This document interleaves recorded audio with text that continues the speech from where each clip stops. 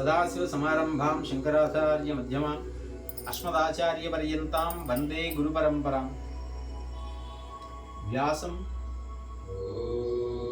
వేద విభాగాత్మజం పరాశరాత్మజం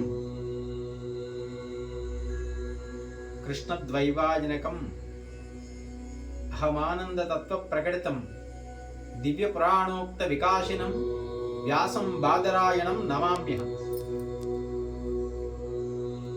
అని గురువులకు గురు పారంపరకు ఆదిమూలమైనటువంటి వాడు పరమేశ్వరుడు. అలాగే ఈ వ్యాస పౌర్ణమికి ప్రధానమైనటువంటి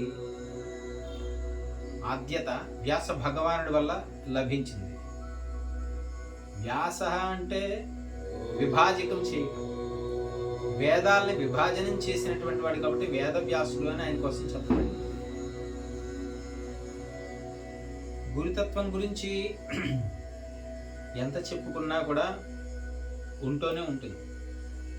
అయితే ఒక మంచి గురువు లభించాలి, మంచి గురువు ద్వారా మనం మార్గదర్శనం పొందాలి అనుకుంటే ముందు మంచి శిష్యునిగా ఉండటం అనేది మనకి తెలియాలి. ఈ విధంగా శిష్యత్వం సాధించబడినప్పుడు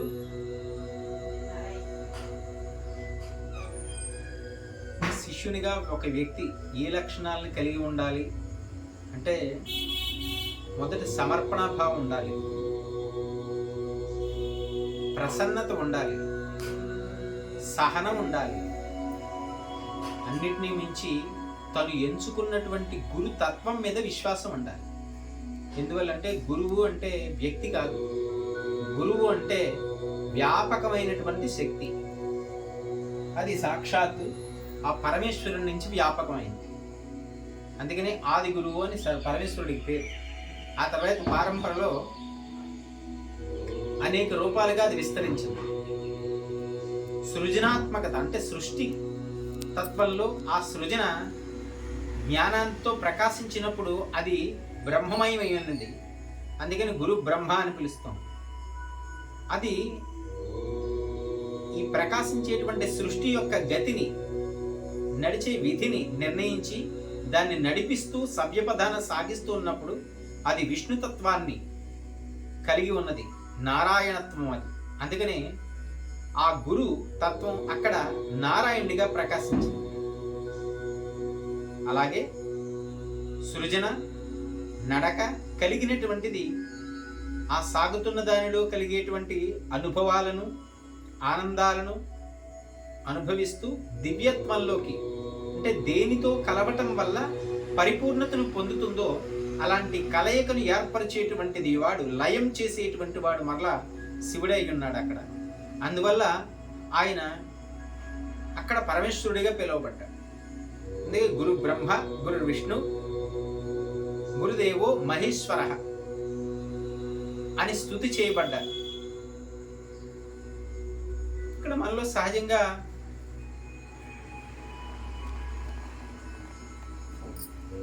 ఇందులో ప్రారంభంలో ప్రతి మనిషికి మొదటి గురువు తల్లి అవుతుంది. సూక్ష్మమైన రహస్యం అదే. ఎందుకనంటే పుట్టిన శిశువు కళ్ళు కూడా తెరవక ముందే తనకి తగిలినటువంటి తల్లి స్పర్శతో అతను స్పందనలకి లోనవుతాడు. ఇలాంటి స్పందనకి లోను కావాలి అనేటువంటి జ్ఞానాన్ని తల్లి నుంచే అతని శరీరం గ్రహిస్తుంది. ఆ స్పందన వల్ల అంటే తల్లి స్పర్శతో కలిగినటువంటి ఆ స్పందనతోటి మెల్లిగా కళ్ళు తెరుస్తాడు. ఆ తల్లి లేదా వాళ్ళు శబ్దం చేస్తున్నప్పుడు ఆ శబ్దానికి అనుగుణంగా ఆ కర్ణేంద్రియం పనిచేయటంతో ఆ శబ్దం కేసి మెల్లిగా అలాగా దృష్టిని పెట్టగలిగేలాంటి జ్ఞానం అతనికి కలుగుతుంది. అంటే ముందు తన ఇంద్రియాలని కదిలించగలిగేటువంటి జ్ఞానం తల్లి వల్ల కలుగుతుంది. అందువల్ల మొదటి గురువు తల్లి అయినది. అందుకే గురు గుహానంద రూపిణీం గురుమండల వాసిని అని జగదంబికి పేరు. అలాగా అక్కడ గుకారము అంటే కాలము, గుకారు అంధకారం వస్తుంటారు. అంధకారం అని కాదు, అంధకారం అంటే ఏంటి? కాల స్వరూపం అని. అంధకారం అంటే అదని కాదు, కాలము అంటే నిగూఢత్వాన్ని కలిగి ఉన్నటువంటిది అని అర్థం. నిగూఢత్వంలో నుండి చైతన్యత్వం పుట్టుకొస్తుంది. రుకారో దివి తేజస అంటే ఆ రకారం అని తేజస్సుకు ప్రాధాన్యం, కాంతికి. ఆ తేజస్సు శివుడై ఉన్నాడు, అంటే ప్రకృతి పురుషులు శివశక్తులై ఉన్నారు. గుకారం అక్కడ గకారం అనేది శక్తి మార్గం అయితే, శక్తితత్వం అయితే, రకారం అనేది శివతత్వం. అలా శివశక్తులతో కూడి ఈ గురుతత్వం మొదట ప్రకటించబడిందని చెప్పుకోవచ్చు. ఎందుకంటే మొదట జ్ఞానాన్ని ఇచ్చేవాళ్ళు వాళ్ళే. ఈ గురు ఈ రెండు కలిస్తేనే దానికి సవ్యార్థం వస్తుంది. కాబట్టి అలాగనే శివశక్తులు కలిసి అర్ధనారీశ్వర తత్వం ఉన్నది. అలాగే రెండు పరమాణువులు కలిసి అణువుగా మారినట్టుగా, విసర్గలు కలిసి సర్గమైనట్టుగా ఆ శివ శక్తులు ఈ గురుతత్వానికి ఆద్యులై ఉన్నారు. గురువు అనేది ప్రతి మనిషి జీవితంలో అత్యంత ఆవశ్యకమైనటువంటి నిర్ణాయక శక్తి. ఏ ఆలోచనని మనము సరిపోల్చి చూసుకోవాలన్నా, మనకి కలిగేటువంటి ఏ సందేహాన్ని నివృత్తి చేసుకోవాలన్నా, ఏ రూపంలో అయినా సరే ఎవరో ఒకరిని గురువుగా స్వీకరించక తప్పదు.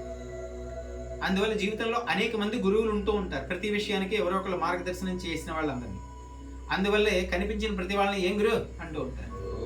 గురువుగారు చెప్పండి అంటే మనకన్నా ఎక్కువ విషయం తెలిసి ఆ విషయాన్ని మనకి చెబుతున్నారు అని వాళ్ళని తెలియకుండానే గురువు అని పిలుస్తున్నారు. అయితే తాత్కాలికమైన విషయాలను సూచించే వాళ్ళందరూ గురువులు కాదు. మనస్సు నెరిగి నిజమైన మార్గదర్శనాన్ని చేయడానికి వీలుగా మనతో మమేకత్వాన్ని సాధించిన వాళ్ళు గురువు. అలాంటి మమేకత్వాన్ని సాధించే గురువు మనకి సాధ్యుడిగా ఉండడు. చాలా కష్టంగా ఉంటుంది అతనితో వ్యవహారం. మనసుని రంజింపజేస్తాడు, ఆలోచింపజేస్తాడు, అలాగే వికాసాన్ని కలిగిస్తాడు, విషాదంగా కూడా ప్రవర్తిస్తూ ఉంటాడు, విచలితం చేస్తాడు, కఠినంగా మాట్లాడతాడు, మనసు నొచ్చుకునేలా కూడా మాట్లాడతాడు, నొచ్చుకునేలాగా ప్రవర్తించినట్టు కనిపిస్తాడు. కానీ వీటన్నిటి యొక్క ఉద్దేశం మనల్ని మరింత మెరుగుగా మార్చడం. ప్రపంచంలో ఈ శిష్యుడు ఎదుర్కొనే ప్రతి విషయానికి అతను తట్టుకునేలాగా ఆ శిష్యుడి ప్రపంచంగా మారిన గురువు అతని ప్రపంచంలో శిష్యుణ్ణి ఒక మెరుగైన వ్యక్తిగా తయారు చేయడానికి ఈ శిక్షణ అంతా ఇస్తాడు. అలాంటి శిక్షణ సాధించినటువంటి శిష్యుడు బయట ప్రపంచంలో ఉన్న ఏ విషయాన్నైనా అతి అనాయాసంగా, సునాయాసంగా ఎదుర్కోగలుగుతాడు, సాధించగలుగుతాడు, నిలబడగలుగుతాడు. 10 మందికి ఈ శిష్యుడు మరలా మార్గదర్శకుడు అవుతాడు.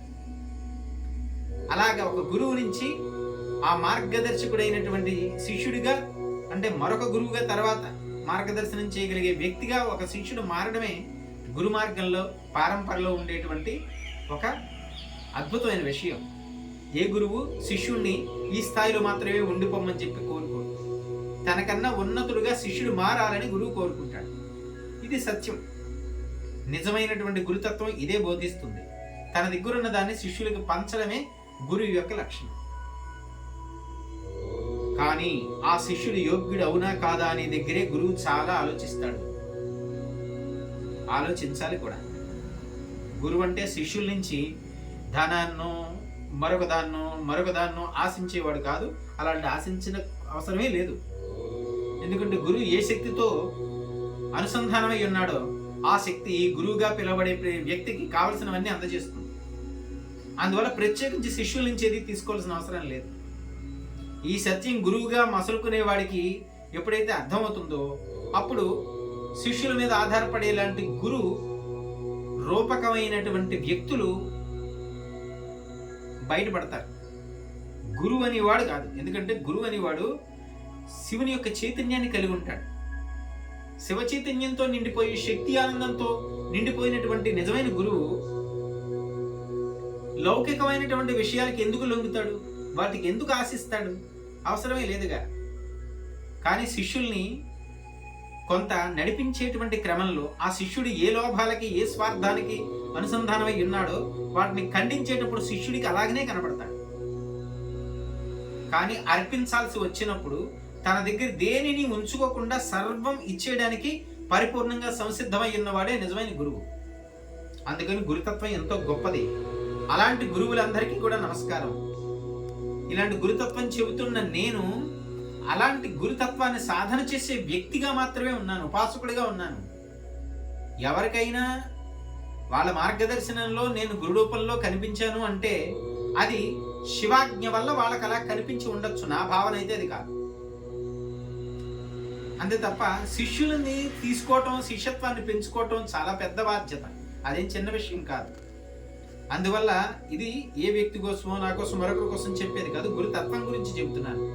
గురువు అవ్వాలని తాపత్రయాన్ని మించినటువంటి తలపోటు వ్యవహారం మరొకటి ఉండదు. అత్యంత తలపోటే అది అసలు వద్దని కోరుకుంటాడు నిజమైన సాధకుడు. తను గురువుగా ఉండాల్సి వస్తే గనక తన గురువుతో చెబుతాడు. గురువు పరమగురు అంటారు. స్వగురు, పరమగురు, పరమేష్ఠి గురు, పరంపరా గురువు అని తనకన్నా పైన గురువు గనక తనని గురువుగా మార్గదర్శనం చేయమన్న సందర్భం వచ్చినప్పుడు ఈ శిష్యుడిగా ఉండే వ్యక్తి చాలా నమస్కారం పెట్టేస్తాడు. స్వామి, నాకు అలాంటి బాధ్యతను, గురుదేవా నాకు అలాంటి బాధ్యతను తప్పించండి. ఎందుకంటే మీరు నన్ను ఎంత భరించి నన్ను ఎంతలా తయారు చేశారో నాకు తెలుసు. నేను అంతల్లా మీ అంత ఓపికగా ఉండి మరొకరిని తయారు చేయగలనంతానా అని నాకు విశ్వాసం అనిపించటం లేదు. కాబట్టి నన్ను అలా గురుపథంలో నుంచోబెట్టకండి అని చెప్పి శిష్యుడిగా సాధకుడిగా ఉన్న వ్యక్తి గురువుకి సాగిల పడతాడు. ఎందుకంటే చాలాసార్లు శిష్యుల యొక్క తలపోట్లన్నీ గురువే భరించాల్సి వస్తుంది. అందుకని గురుమార్గం చాలా విస్తృతమైంది. అదృష్టవశాత్తు నిజమైన గురువు ఏ రూపంలో ఉన్న ఆధ్యాత్మికం ఒక్కటే కాదండి.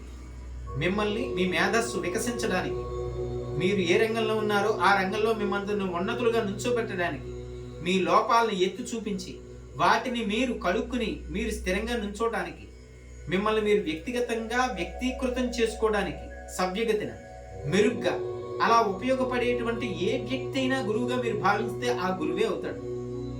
ఆధ్యాత్మికం ఒక్కటే అని కాదు ఇందులో. అయితే అన్నిటినీ మించింది ఆధ్యాత్మికం. ఇక ఇందులో చింత లేనిది. ఇందులో గురువుగా వచ్చినటువంటి వారి వల్ల లౌకికమైనటువంటి మానవ శక్తిని మించిన శక్తితో అనుసంధానం అవ్వడానికి కావలసినటువంటి ఆ యోగ్యత, మార్గము దొరుకుతాయి. అందుకనే మార్గదర్శక గురువులుగా ఆధ్యాత్మికంతో లింక్ ఉండి సర్వశాస్త్రాలు తెలిసిన వాళ్ళని గురువులుగా ఎంచుకోవటం అనేది మన సనాతన భారతీయ సంప్రదాయంలో వచ్చింది. ఇది గురు మార్గానికి సంబంధించిన దాంట్లో అత్యంత ముఖ్యమైన విషయం. అందువల్ల లోకంలో ఇప్పుడు ప్రబలుతున్నటువంటి ఈ రకమైన వ్యవస్థ ఏదైతే ఉన్నదో ఇది చాలా ఆందోళనకరంగా ఉంటుంది. ముందు శిష్యుడిగా ఉండి సాధన చేసి అందులో సిద్ధి పొందడం అనేది అత్యావశ్యకం కదా. ప్రతి వారికి గురుపీఠం మీద ఆశ. గురువు అంటే ఏమైపోతుంది? ఏమీ అవ్వదు. 10 మందితో కూడి వాళ్ళని నడిపిస్తున్నామని భ్రమలో పడి అనవసరమైనటువంటి లౌకిక విషయాల్లో ఇంకా కూరుకుపోతే గనక ఈ గురువు అనిపించుకున్న వ్యక్తి అని చెప్పుకునే వ్యక్తి తన గురుత్వానికి కారకమైన సాధన మొత్తం నాశనం అవుతుంది.